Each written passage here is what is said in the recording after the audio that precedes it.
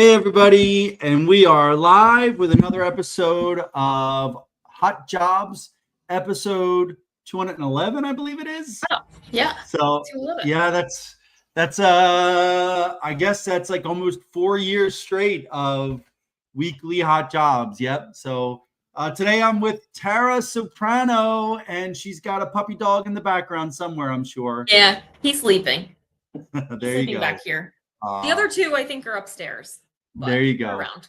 Yeah. If you are joining us today, thank you for joining us. We are going to talk about the hottest jobs, DoD SkillBridge internships, and career job search advice here. But first, we have a lot of recruiters and other companies that check out our videos for you. So if you are in a job search and you are attending, please let us know what you are looking for. So specific job or specific career path and where you would like to do it.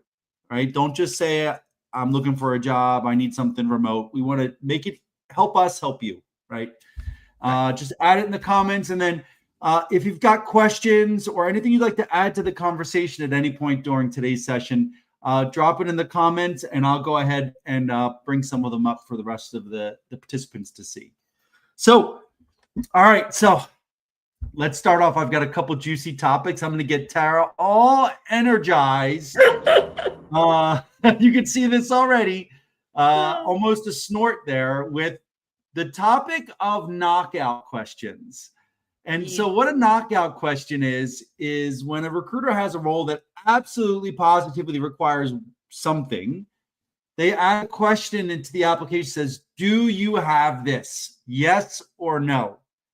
And it appears that some people are clicking yes, even though they don't have it, to get to the interview. Now, what are your thoughts on that, Tara? Well, Mike, this makes my blood boil, as you can imagine. And there is a difference between, applying for a position where you have maybe 80% of the skill set and you need 20% to cross the finish line. And there's the actually lying about what you have. And I see this most oftentimes for clearances. So I will have a knockout question of, do you have a secret clearance? Do you have X clearance? And people respond, yes. And then I go to their resume and they do not have that clearance. And then what I do is I email that person to verify that what is true, right? Is it what's listed on your resume? Was this not up to date? One, you should be always updating your resume and tailoring it to the specific role. Two, you need to be answering the questions on the application honestly, because now I've just potentially wasted some of my time and the applicant's time going back and trying to verify. And so when asked a specific question, and these are things that are non-negotiable in a job description, right? And I think that, at Tenova and HireMilitary, that we do a really good job about listing what is required, especially when it comes to clearances. This is non-negotiable. You need to be answering this honestly. That's almost like me saying that I have a doctorate degree when I don't. But you could. But I could get one. I could get one. Yeah. But that was going to take time, right? And it would take time for someone to obtain a certain level of clearance. And typically we're listing that because that's what the contract or the client requires. And it's required at start. Unless otherwise noted. And let me jump in because I'm going to talk about one of these roles later, and it requires a full scope, top secret, SCI, full scope poly. So one thing, you know what that is if you have it. Yes. If you don't know what that is, you don't have it. Correct. That is a top secret SCI clearance, and you've gone through a lifestyle. Not a yes, no, have you given secrets to the enemy type stuff. A lifestyle polygraph, which is significantly longer and more in-depth than anything else. So you will know that you've been through the pain of a lifestyle polygraph where they question you about your life decisions. Like, have you committed adultery? Have you, lifestyle to determine if you're blackmailable, really. It's to determine the amount of risk from your lifestyle choices. So if you do not have a full scope poly, or you do not know what a full scope poly is, and you click yes, all you're going to do is going to get Tara to look at your resume or to send you a note, and you're going to say, no, I don't have it. Yeah. And the fact of the matter is, you don't even like, we have to check before we submit you anyway. Yes. So, like we have to get your social, go into the system, to this system and check your clearance level. So if it's a knockout question, it's there for a reason. Lying on the knockout question is not going to get you advanced. It's just going to piss off a recruiter. So we've got some great comments here as we move on. So we've got, thanks for joining us, Chris, remote recruiter position or within West Covina, California commuting area. Now, I will say, Lewis, project manager, remote or New Orleans isn't enough information. Are you going to be a medical administration project manager? Are you going to be a construction project manager? How about an IT modernization project manager, right? What about a software development project manager, right? Like there's so many different fields. So I will always tell people be a little bit more specific. And wishing you the best transitioning into cybersecurity. If project management doesn't work, assistant project manager construction in Florida. That sounds great, Javier. We've got IT project manager, Joy. I would always add what kind of clearance you have. There's a difference between a secret and a top secret, significantly, Joy. We've got Tom joining, software QA and automation leader. I'm guessing that he just copied that pretty much right off of his headline. Maybe, I don't know, but thanks for being very specific. I like that. Yeah, good job, Tom. And then, okay, we've got, let's see, RF radar signal processing engineer with AI integration. All right. That's going to be tough, but it's in today's world, but we wish you the best on that. And then we got HR remote or in LA. All right. People are contracts manager, Marine Corps veteran, TS clearance. Look at that. Willing to relocate. Sean. Awesome. If you're a veteran, I would highly recommend getting a photo in civilian attire if you get a chance, Sean. It'll make a big difference when it comes to your profile. So, all right. So now we've got a couple other things before we get into the jobs. The first thing is just adjectives. I did a video about it today. You can check it out on my profile. But I think it is a carryover from poorly written military evals. But people start writing things on their resume that they would never say about themselves to another person out loud, right? And most of the problem is adjectives. They get used to writing adjectives like, people will say that they're a seasoned leader. What does that mean? Why wouldn't you just say you have 7 years of experience leading this amount of people, right? Or they say that they are a change agent. Like, what does that add? It's just a fluffy word. Tell us what you've changed. Or transformational leader. That's the one I hate the most, to be honest. Right? I hate it. Yeah, don't tell us that you're a transformational leader. That's most of the people that say that aren't. Tell us what you've transformed, right? Detail oriented, cross-functional, PM, like people could say that they are a seasoned project manager with a demonstrated history of leading cross-functional projects. And I just scratched my head and said, you didn't tell me anything. And so I'll just say, I don't like that people use so many adjectives. I don't think there's a single case where an adjective is really relevant on a profile or a resume. Don't tell us you're detail-oriented. Show us it being detail-oriented in your work. Don't tell us that you are a seasoned project manager. Tell us what kinds of projects you've led and how many years, right? You're just wasting space and adding fluff. And again, and I don't know how you feel about this, Tara, but my tip is if you read it out loud and you at all feel awkward, don't use it, right? Like it's got to be something that you would say to another person in their face. Like that's my key. And there was a video I had years ago. I'll have to look it up. That was like kids reading their parents' LinkedIn headlines. And it was amazing to the things they were saying. I'm like, yeah. So I don't know. How do you feel? I think your resume should be really pointed and really precise. and I would just spend those characters in that space on the technical requirements of the role. I can't think of a job description that says, I really need someone who has exquisite communication skills. I think everybody wants that.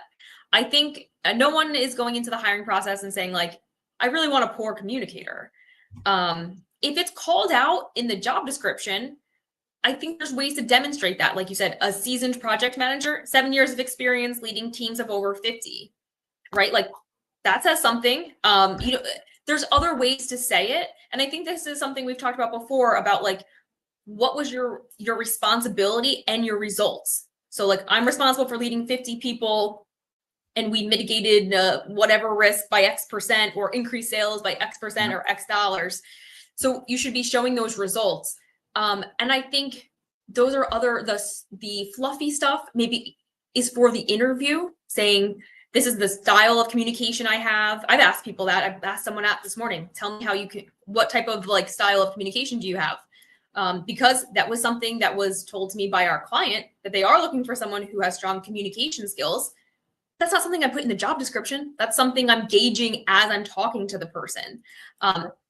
So I think use the space on your resume for the highly tactical things that are in the job description. Mm-hmm. And if strong communication skills is in the job description, you don't write strong communication skills in your resume. Right. You highlight when you've demonstrated those communication skills to have value. So this is also how you get from trying to fit every word, in the dictionary on 2 pages to where you are a concise, direct, tailored resume. So thanks for that feedback, Tara. All right, we've got some jobs. We've got people joining. So I think you've got a role you wanted to share, or a few roles. Yeah, I'm going to do a SkillBridge role and a direct hire role. So starting with SkillBridge, remember this is for our active duty. Their last 180 days, they're eligible for a SkillBridge opportunity. This opportunity is with our friends at customer.io. This is a remote opportunity. I would encourage you to look at all of our SkillBridge opportunities on our website. I am going to be talking about the revenue team at customer.io. So we actually have 2 roles for the revenue team. And I am going to start this a little differently because I don't want people to be scared by the word revenue if maybe this isn't your experience set, but we're going to be looking for candidates with these particular qualities. Now, these are not the things that you would put on your resume, but this is how you would identify if maybe you should keep reading. Someone who is tech savvy. So you're comfortable with certain tech tools and you are interested in learning more. Okay, so that's number 1. Having an analytical mindset, someone who's used to processing data, someone who is a good problem solver, someone who is curious, who can ask questions and take direction, someone who is precise. We're dealing with data and money. We cannot round, right? We need to be precise. Someone who is able to catch inconsistencies. Okay, so if this sounds like you, this sounds like a really type A person. Again, we want these people who work in revenue, right? I mean, so let me just say, my best friend runs a bunch of fantasy leagues in his spare time, and everything you just said aligns with with the points, with the draft, with the players, like his mind analyzing everything, getting nothing wrong, getting checking every detail and stuff like that. So it doesn't necessarily have to be the work-related piece. You just got to be somebody that can find when they do that. So super excited about that. So this check it out.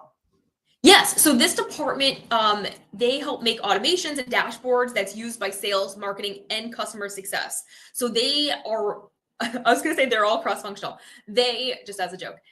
So they, provide these automations and playbooks and dashboards for the rest of the team. So we're looking for someone who's looking to gain hands-on experience with other tools like Salesforce, just to name a couple, and to increase the efficiency of the revenue team. So there's 2 roles. One is called a revenue operations intern, and one is revenue training intern.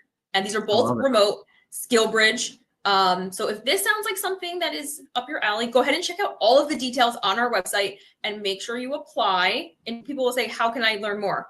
1, you can check out our website for the complete job description. And then if this sounds like you, hit apply and put your resume in. And I'll add that all of these roles have full-time headcount jobs Yes. aligned with them.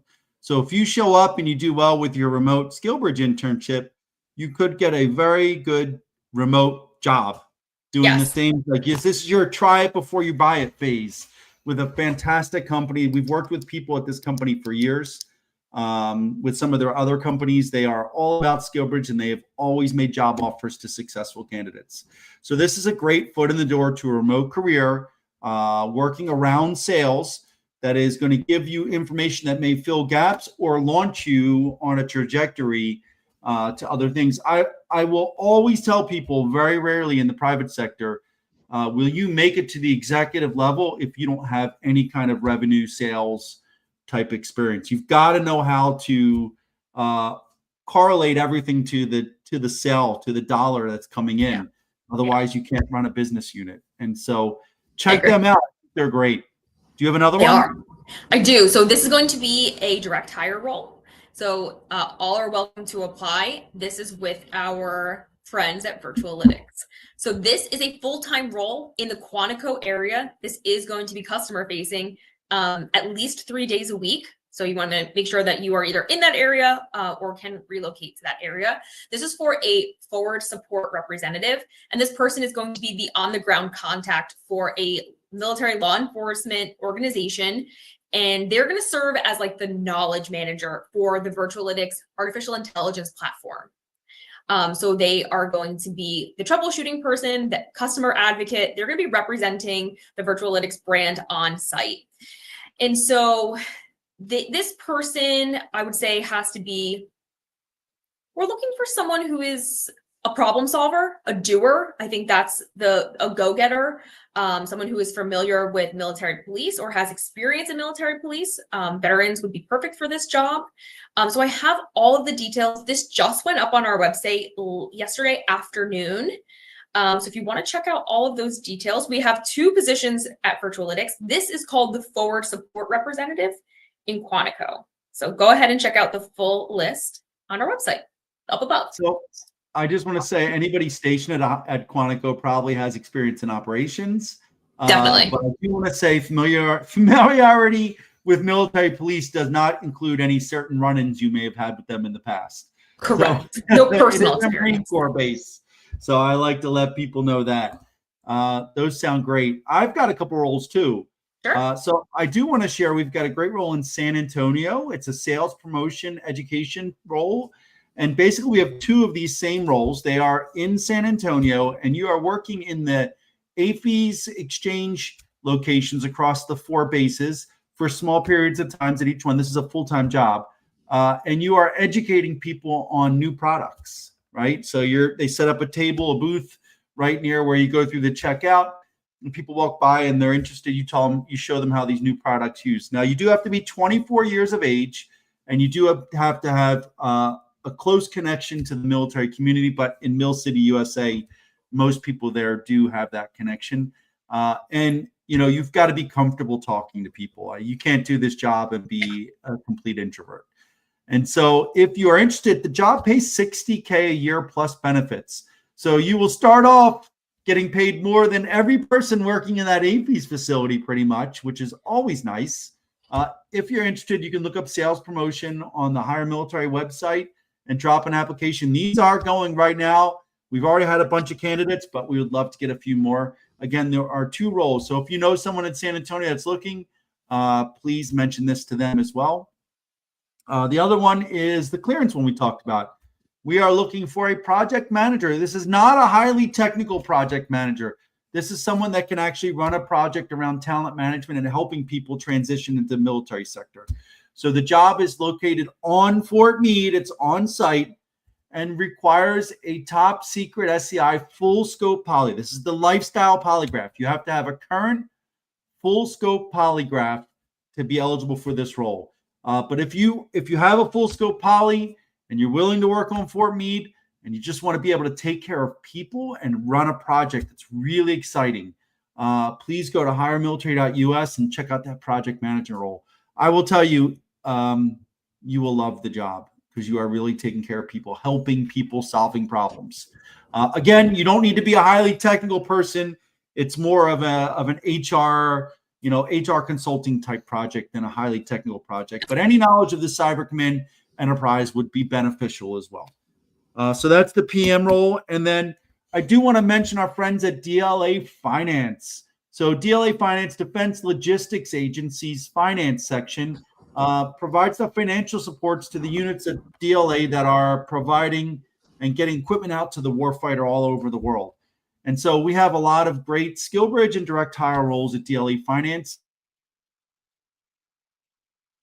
Their locations are Battle Creek, Michigan, which, trust me, we're getting a lot of applications for. So it's a hidden gem up there, as our buddy Brad Theroff mentioned. So Battle Creek, Michigan, Columbus, Ohio, New Cumberland, Pennsylvania, Philadelphia, Pennsylvania, home of the Super Bowl champion Philadelphia Eagles. They've got Richmond, Virginia. They've got Fort Belvoir, Virginia. And they've got, just for people that have accounts receivable experience, a few roles in the San Antonio area as well. So if you are interested in DLA Finance, we've got SkillBridge, flexible durations. You choose the location. SkillBridge internships for those roles. The roles are business analyst, financial liaison, and we've got two types of accountant roles as well. The accountant ones require at least 24 credits of accounting and a bachelor's degree. But for the business analyst, Master Sergeant retired Brad Theroff was able to translate his experience as an ammo NCO for a brigade into analyzing business transactions, because he had to account for every ammo, just like you're accounting for dollars and cents, right? So you just have to kind of put some effort into translating your experience on a resume to make it fit with what could be in that role. So if you're interested in any of those DLA finance roles, check out HireMilitary.us. You'll see the DLA finance roles there in either direct hire or SkillBridge. Now, SkillBridge is for transitioning service members. You've got to be on active duty at the time. It has to start and finish during your last 180 days of service. Direct hire, there still is a hiring freeze for the federal government, at the least, I believe, through July 15th, maybe extended as well. So what we are doing for them is we are collecting the resumes. You can't apply through OPM for any of their jobs. We are collecting the resumes. We are screening them to make sure you are at least eligible. And if you are, you meet the basic criteria. We are racking and stacking them for the moment they say we can hire, and they say, send us resumes for this role in this location. We're going to go, boop, here you go. Yep.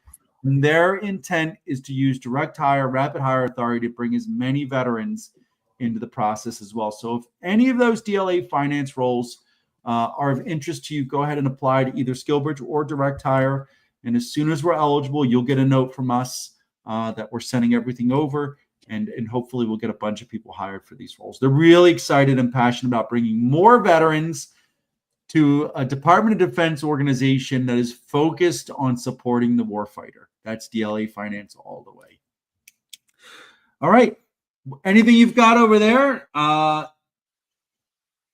Always to join our SkillBridge and job pool if you're looking for your next opportunity. That's the fastest way to learn about new opportunities that are just listed on our website. And was the sounds like Joe said the SkillBridge job sounds, I would think agree. all of them do. Yeah. Right?